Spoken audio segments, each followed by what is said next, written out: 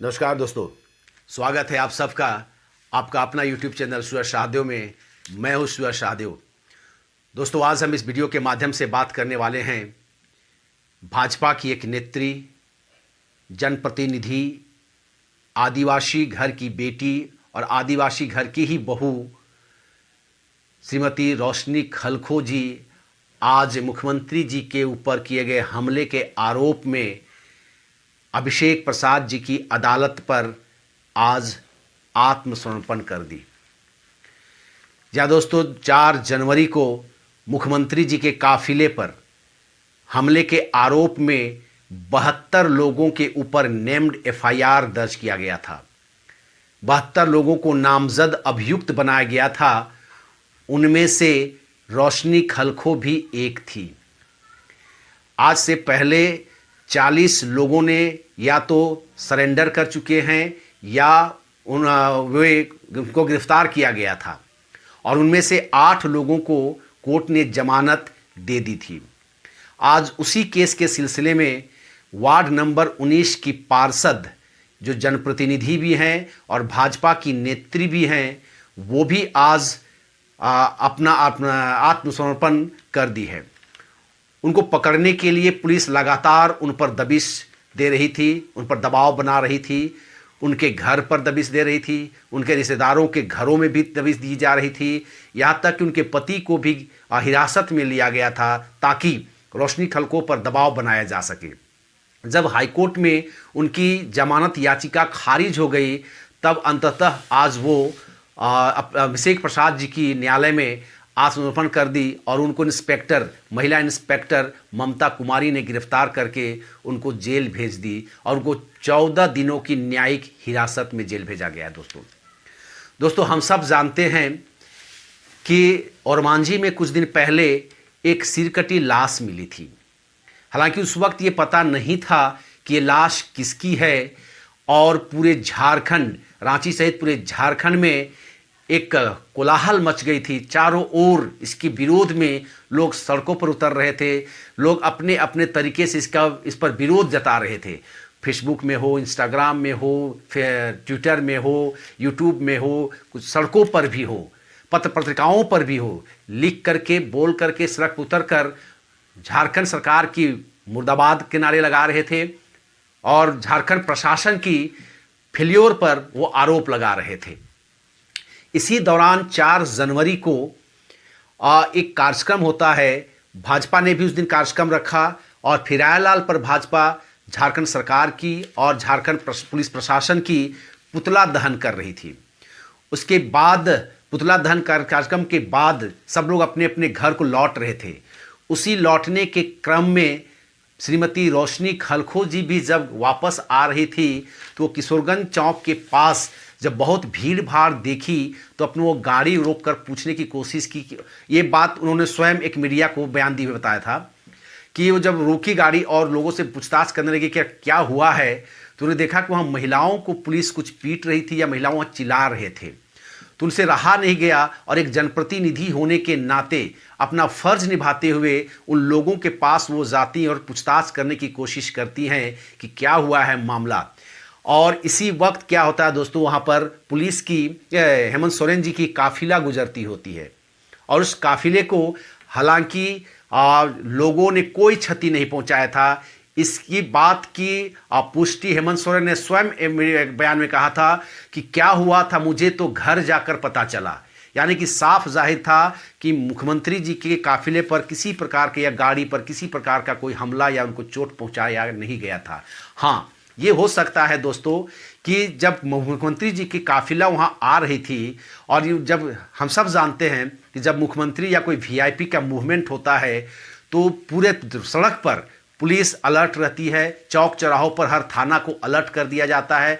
जब मुख्यमंत्री का भी आने की बात होगी तो शायद हर पुलिस थानों को या ट्रैफिक पुलिस को अलर्ट कर दिया गया होगा। इसके बावजूद भी जब मुख्यमंत्री वहां से क्रॉस करते हैं तो तो एक लोगों की भीड़ वहाँ जुटी हुई थी किशोरगंज चौक में, और उन लोगों ने जब मुख्यमंत्री का काफिले को देखा तो उसके खिलाफ नारेबाजी करने लगे।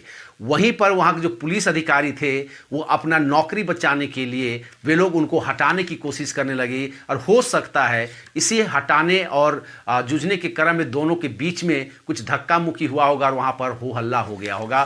पुलिस ने कुछ लाठियां भांज दी होगी, लोगों में आक्रोश आ गया होगा, और जब मुख्यमंत्री का कार्यक्रम को उन्होंने देखा होगा तो जोर जोर से नारा लगाने लगे होंगे। हालांकि दोस्तों, अगर हम इस मामला को देखें तो हमला कहीं से भी इसको हम नहीं कह सकते हैं। हमला होता है सुनियोजित तरीके से। हमलावरों के हाथ में डंडा होना चाहिए या कोई हथियार होना चाहिए, ऐसा कुछ नहीं था। अगर यह हमला था तो क्या झारखंड पुलिस की जो इंटेलिजेंस डिपार्टमेंट है, क्या वो फेल हो चुकी थी? क्या वो काम करने लायक नहीं रह गई है कि मुख्यमंत्री के काफिले पर अगर बीच राजधानी पर हमला हो जाए और झारखंड पुलिस को, शहर की पुलिस को ये खबर ना लगे, तो पुलिस के कार्यशैली पर प्रश्न चिन्ह लगता है दोस्तों। और इसी में मुझे लगता है कि पुलिस अपने दामन को बचाने के लिए उन्होंने आनन फानन में लोगों को गुस्सा अपने दिखाने के लिए या गुस्से में उन लोगों को मुख्यमंत्री पर हमले का आरोप लगा दिया और उन लोगों को गिरफ्तार किया जाने लगा। आज एक मीडिया के से बात करते हुए श्रीमती रोशनी खलखो जी ने कहा कि हमला और आंदोलन में फर्क होता है। हमला जब होता है, जब हमला हम उस चीज़ को कह सकते हैं जब हमला करने वाले के हाथों में कोई हथियार होता है, लाठी डंडा या कोई फरसा हो या कोई AK-47 हो। उन्होंने कहा, क्या रोशनी खलखो के हाथ पर कोई डंडा था, कोई हथियार था, AK-47 था, कोई फरसा था, दौली था, क्या था? अगर कुछ नहीं था तो ये हमला कैसे हो गया? उन्होंने कहा है कि जनप्रतिनिधि होने के नाते मैं अपना फर्ज निभाने के लिए वहां पर गई थी, और उसी दौरान पुलिस ने मुझे नामजद FIR दर्ज मेरे नाम पर कर दी। तो दोस्तों, अगर इस प्रकार से किसी जनप्रतिनिधि पर, मान लीजिए कोई जनप्रतिनिधि है, अगर सड़कों पर कोई भीड़ है, कोई दुर्घटना घट जाए या कुछ माहौल खराब हो, वहां पर झगड़ा हो, कुछ भी हो, अगर एक जनप्रतिनिधि वहां जाकर लोगों को ना समझाए ना बुझाए, तो ऐसे मामलों को हल या सुलझाने की कोशिश कौन करेगा? हेमंत सोरेन की सरकार ने एक गलत परंपरा की शुरुआत कर दी है। एक जनप्रतिनिधि का इस मामले से कोई लेना देना नहीं था, वो एक जनप्रतिनिधि का फर्ज अदा कर रही थी, लेकिन उसको नामजद FIR दर्ज कर दिया गया और आज अंततः उसको जेल जाना पड़ा। अभी 1-2 दिन पहले ही हेमंत सोरेन जी ने हार्वर्ड कॉन्फ्रेंस में को संबोधित करते हुए उन्होंने कहा था कि मैं झारखंड का आदिवासी मुख्यमंत्री हूं, और झारखंड में आदिवासियों की जो हालात है वो आज बहुत खराब है।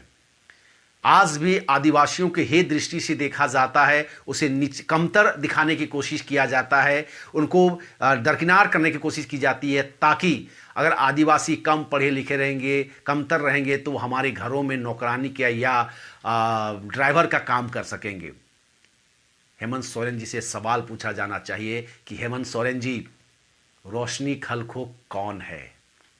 क्या रोशनी खलखो आदिवासी नहीं है? अगर वो आदिवासी है तो एक आदिवासी मुख्यमंत्री का फर्ज क्या बनता है? क्या इस मामले को वो निष्पक्ष जांच कराने का आदेश नहीं दे सकते थे? आज 50 दिन हो गया, लगभग 2 महीना होने जा रहा है। अगर मुख्यमंत्री जी चाहते तो इसको निष्पक्ष जांच करा करके उसको दोषमुक्त कर सकते थे। स्वयं एक आदिवासी दूसरे आदिवासी पर हमला कर रहा है, शोषण कर रहा है, और अब दूसरों को ये दोष दे रहे हैं कि वे लोग नहीं चाहते हैं कि आदिवासी पढ़े लिखे और आगे बढ़े। आप स्वयं नहीं चाहते हैं मुख्यमंत्री जी कि आदिवासी आगे पढ़े लिखे और एक जनप्रतिनिधि का फर्ज निभाए। इस तरह से अगर एक जनप्रतिनिधि को गिरफ्तार किया जाएगा, जेल भेजा जाएगा, तो आदिवासी कहीं ना कहीं हतोत्साहित होंगे मुख्यमंत्री जी। आदिवासी के जनप्रतिनिधि कभी सड़कों में कोई भी समस्या को देकर के उसे सुलझाने के लिए आगे नहीं आना चाहेंगे। मैं मानता हूं कि आपके कारकेड को जो रोका गया था वो गलत था। किसी भी VIP के कारकेड को नहीं रोका जाना चाहिए। वो देश, वो मुख्यमंत्री जो होता है वो किसी पार्टी या किसी परिवार का सदस्य नहीं होता, बल्कि वो राज्य का मुख्यमंत्री होता है। और उनकी सुरक्षा का ध्यान देना हम सभी आम जनता का भी फर्ज बनता है। जिन लोगों ने भी उनके कारकेड को रोकने की कोशिश की थी वो गलत था।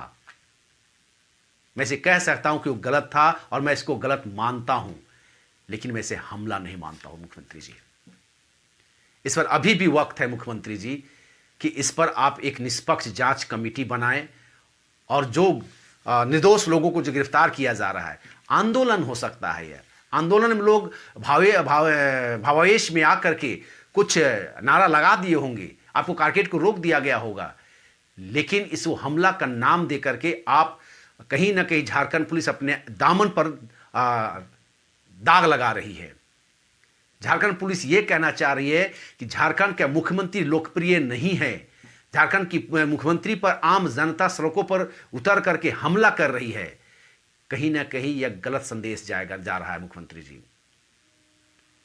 अतः आपसे निवेदन होगा मुख्यमंत्री जी, इस मामले को निष्पक्ष जांच कराएं। मैं जानता हूं जिस प्रकार जब लोगों ने अपने ही रघुवर दास जी पर एक आरोप लगाया था, लेकिन कुछ दिन के बाद आपने उस मामले को, केस को वापस ले लिया था। अगर इस मामले में भी आप आगे आकर के बड़ा दिल दिखाते हैं तो यकीन कीजिए आपकी वाहवाही होगी, आपकी कृति बढ़ेगी, आपकी प्रतिष्ठा बढ़ेगी, कम नहीं होगा। क्योंकि आप राज्य के गार्जियन हैं और गार्जियन, अगर कुछ लोगों से गलती हो गई है तो उसको माफ़ भी किया जा सकता है। कोई हथियार लेकर वो आप लोगों पर हमला नहीं करने आए थे। रोशनी खलखो कोई उग्रवादी नहीं है, कोई अपराधी नहीं है, वो एक जनप्रतिनिधि है।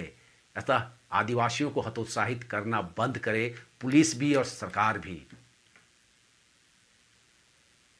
यही था दोस्तों रोशनी खलखो जी के बारे में जो गिरफ्तारी आज उन्होंने आत्मसमर्पण किया, उसके बारे में जो जानकारी मुझे प्राप्त हुई, मैं विभिन्न मीडिया से सुनने, देखने को, पढ़ने के बाद वही मुझे लगा कि मुझे आप लोगों के साथ शेयर करना चाहिए, तो मैंने आपको शेयर किया। अगर ये वीडियो आपको अच्छा लगा है दोस्तों तो इसे अपने दोस्तों के साथ शेयर करें, और अगर आप चैनल में नए हैं तो इस चैनल को ज़रूर सब्सक्राइब कर लें दोस्तों।